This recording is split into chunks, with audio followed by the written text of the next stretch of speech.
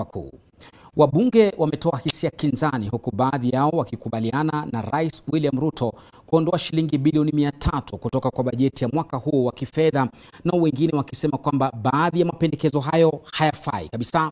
Haya yalijadiliwa kwa mapana bunge la kitaifa lilipoanza kuchambua hotuba ya rais ya wiki jana. Ibrahim Karanja ana maelezo zaidi. Katika hotuba yake kwa bunge wiki iliyopita, Rais William Ruto alipendekeza kupunguza bajeti ya mwaka huu wa kifedha kwa kima cha shilingi bilioni 300, akisema kuwa hatua hiyo itapunguza matumizi. Pendekezo hilo likizamiwa na wadadisi, wengi wakiwa na maswali chungu nzima kuhusu zitakapong'olewa fedha hizo. Na bunge lilipoanza vikao vyake kuchambua hotuba ya rais, ni swala ambalo halingekwepa kuguswa. It is possible. And you know the padding that is usually done in budgets, especially in the run-up to a general election.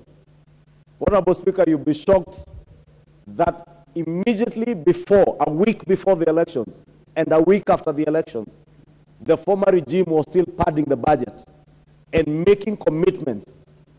By the third week after elections, they had made commitments of close to 300 billion, 200 billion shillings over and above what had been approved by this House only in June, at the beginning of June of this year.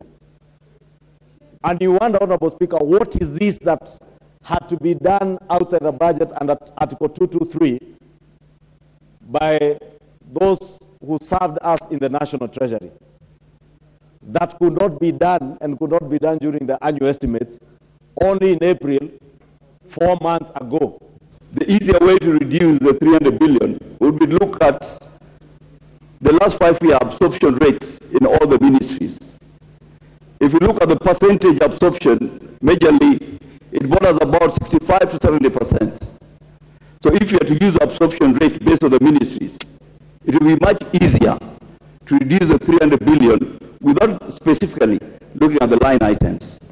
So I encourage the technocrats of the ministry to look at the absorption in line ministries to determine how efficient a ministry is in absorbing their budgets. Should be removed from the recurrent expenditure, not from the development budget, because we all need roads, we all need a lot of things in our constituencies, and we need that money for CDF. So they should not even think, when they are going to bring a supplementary budget, to remove the 45 billion of CDF, because that supplementary will not pass in this House. Shilingi bilioni 50 yanazopendekeza rais kutengewa hazina ya hasla kama njia mojawapo ya kuinua hali ya uchumi ya Wakenya pia imejadiliwa.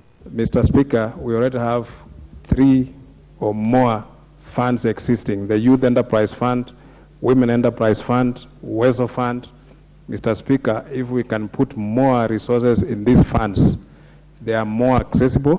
They have also done so much, and I'm sure with the Hustler Fund, 50 billion that the President is proposing, it can go a long way to improve also on these funds, because we have been using them, Mr. Speaker. So how we arrived at this situation, from a situation of optimism to a situation where we have now declared our economy to be very bad.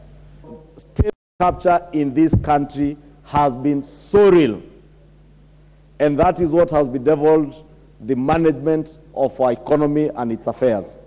It is state capture that captured our economy, and the economy stopped working for Kenyans and started working for a few people who wielded the instruments of power. Hotuba hiyo ya rais vilevile ilikosolewa na baadhi ya wabunge, wakisema kuwa ilikosa kugusia maswala muhimu.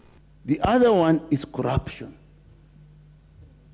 I didn't get much on corruption except in paragraph 19 when it came in the support for the judiciary.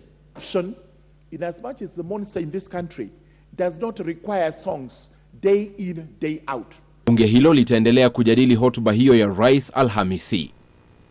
Ibrahim Karanja, NTV.